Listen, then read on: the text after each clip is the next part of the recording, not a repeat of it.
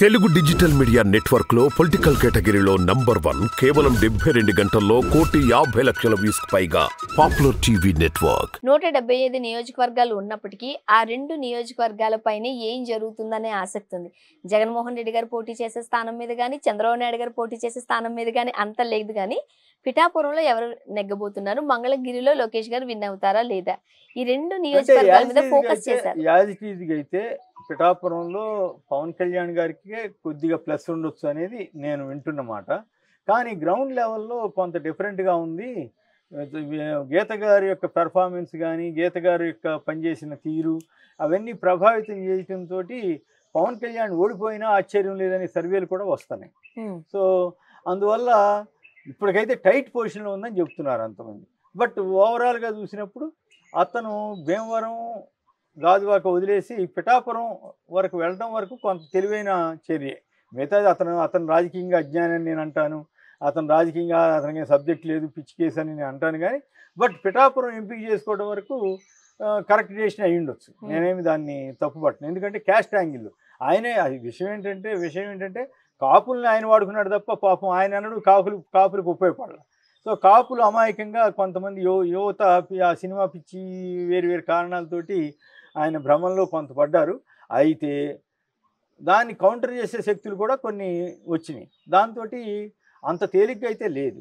తెలుగుదేశం వాళ్ళు పూర్తి స్థాయిలో సహకరించారా లేదా అన్నది ఒక చర్చ ఉంది. అలాగే కాపు వర్సెస్ మిగతా వర్గాలన్నీ ఐక్యమైనాయి అనుకో, అప్పుడు గెలవడం కూడా కష్టం అవుతుంది. ఎందుకంటే కాపు ఈవిడ కూడా కాపే కదా, వంగా గీత గారు కూడా.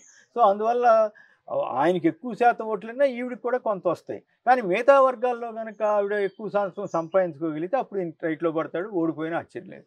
బట్ ఓవరాల్గా చూసినప్పుడు జనరల్ టాక్ ఏంటంటే ఈసారి గెలవచ్చేమో అనేటువంటి టాక్ ఉంది. కానీ ఓడిపోయిన ఆశ్చర్యం లేదన్నది నెక్ టు నెక్ అయితే ఫైట్ ఉంది.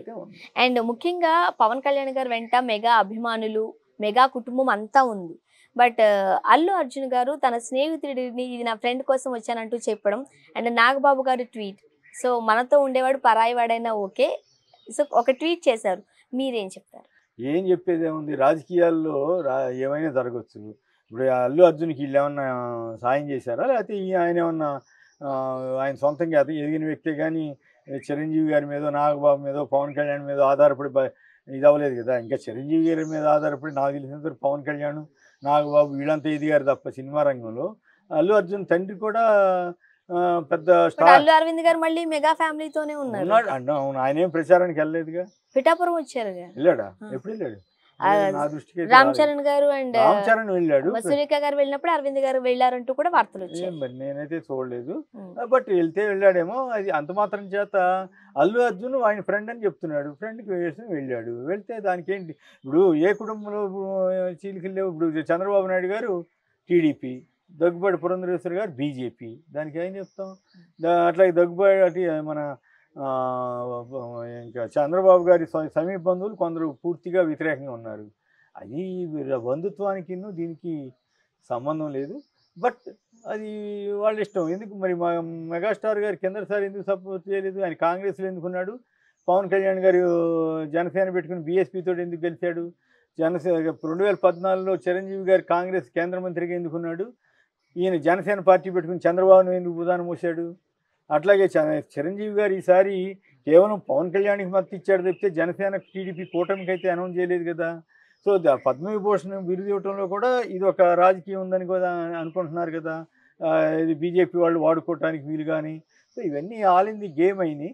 అంతేత మనం మెగాస్టార్ కుటుంబాన్ని బోధానేశ్వర అక్కర్లా అట్లాగే వ్యతిరేకించాల్సిన అవసరం లేదు. ఎవరిష్టం వాళ్ళది నడుస్తూ ఉండేది. ఇప్పుడు జూనియర్ ఎన్టీఆర్ని ఎందుకు వదిలేశాడు? వాడుకుని చంద్రబాబు నాయుడు గారు దాని ఒక్కదానికి సమానం చెప్పమని 2009లో తిప్పాడు కదా. మళ్ళీ తర్వాత ఎందుకు అసలు దగ్గరికి కూడా రానికుండా ఆయన్ని దూరం చేశాడు?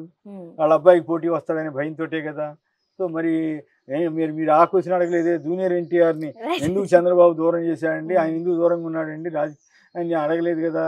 సో ఇదంతా ఏంటంటే మన దృష్టి కోణాన్ని బట్టి. అండ్ జూనియర్ ఎన్టీఆర్ గారు ఒక మాట కూడా మాట్లాడలేదు తెలుగుదేశానికి సంబంధించి. దాని మీద కూడా తెలుగుదేశం వాళ్ళు తిడుతున్నారు కదా, అదేదో ఆయన ఏదో బాకీ ఉన్నట్టు వీళ్ళకి.